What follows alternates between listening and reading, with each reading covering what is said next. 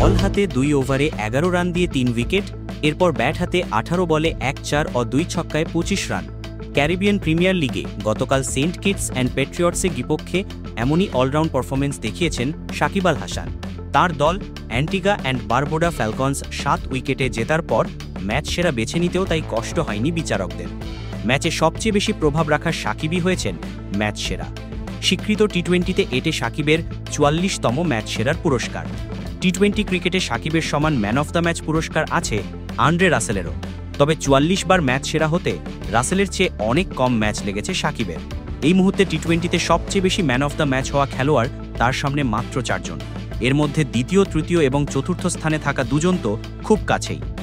Match সেরাদের দিকে চতুর্থ স্থানে আছে অ্যালেক্স হেলস, তিনি ম্যাচ সেরা হয়েছেন 45 বার। এরপর তৃতীয় সর্বোচ্চ 47 বার ম্যাচ সেরার স্বীকৃতি আছে কাইরন পোলার্ডের। পোলার্ডের চেয়ে বেশি ম্যান অফ দ্য ম্যাচ হয়েছেন গ্লেন ম্যাক্সওয়েল 48 বার। সবচেয়ে বেশি 60 বার ম্যাচ সেরা হয়ে রেকর্ডটা অনেক দিন ধরেই নিজের করে রেখেছেন ক্রিস গেইল।